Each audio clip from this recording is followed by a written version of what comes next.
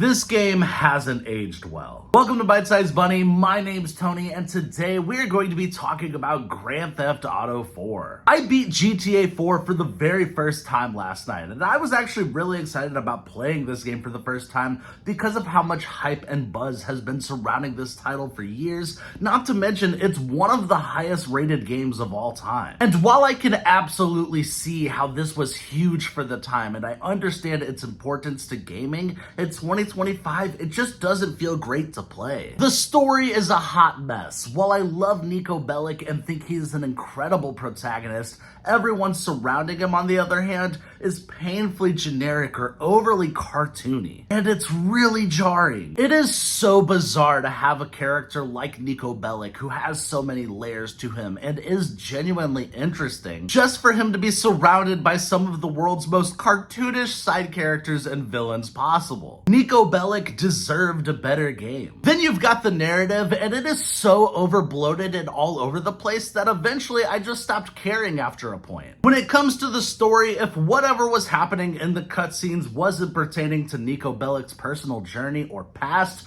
it took everything in me then to pay attention to what was going on. Because frankly, this is a tonal nightmare. You can tell they want to explore this dark, rich story with Niko, but they never fully commit to it. Instead, throughout this game, there is a lot of hee-hees and ha-has sprinkled throughout to lighten the mood, and it just pulled me out of it. And then we've got the gameplay, and oh boy, this has got to be one of the worst cases of the Rockstar formula. This is something that is prevalent in a majority of their titles. For a majority of this game, you're going to be repeating the same types of missions over and over again. You're going to be driving to your destination, listening to a character talk in the meantime, and then you're either going to tail someone or you're going to whack whatever enemies are there. The only problem here in this specific instance is GTA 4 feels like shit to play. When it comes to the combat, it's fine in wide open locations. It's easy to spot targets and you can move your character around pretty easily. It's not until you get into those more compact indoor locations that things take a nosedive. Because chances are you're going to get stuck on every single piece of furniture that is in your way whenever navigating these indoor locations,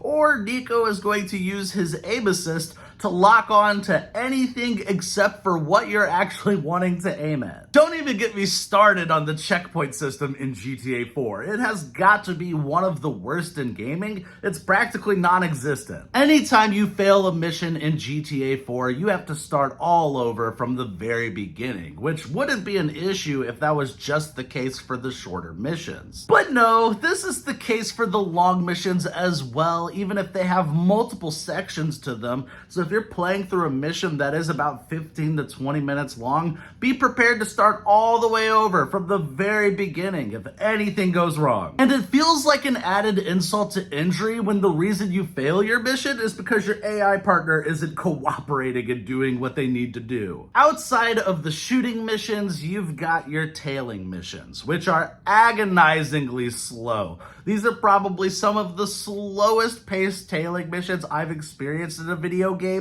in years, like as bad as some of the original Assassin's Creed titles. Honestly, if not worse than those titles. Because not only does driving feel like shit in this game, but most of the tailing missions will have you following your target at a snail's pace, dragging them out for way longer than they ever need to be. And the absolute worst thing about this experience was after sinking hours upon hours into this game and playing through all 88 of the story missions, I couldn't even beat it and roll credits because I played on an Xbox Series console. Which, fun fact, I learned the hard way. If you are playing Grand Theft Auto 4 on the Xbox One or Xbox Series consoles, because of the frame rate upscaling for the next-gen versions of this game, it is quite literally impossible to beat GTA 4. It is physically impossible. When you get to the last level of the game and it's telling you to mash the A button button to pull yourself up.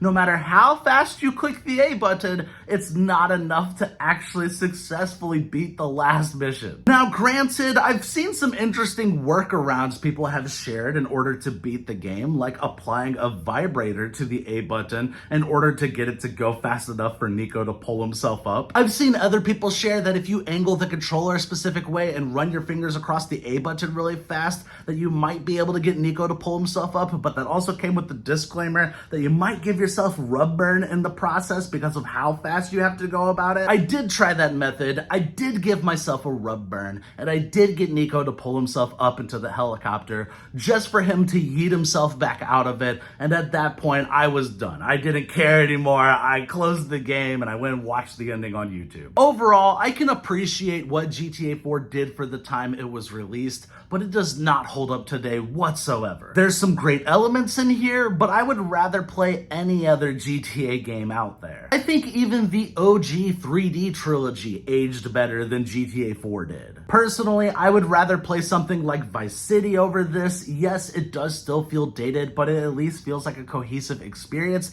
and it doesn't feel broken at any point. I'm gonna be giving Grand Theft Auto 4 a 5.5 out of 10. Thank you guys for watching. I hope you enjoyed this review. Like, subscribe, and all that YouTube stuff. And what's your favorite Grand Theft Auto game? I'd love to know.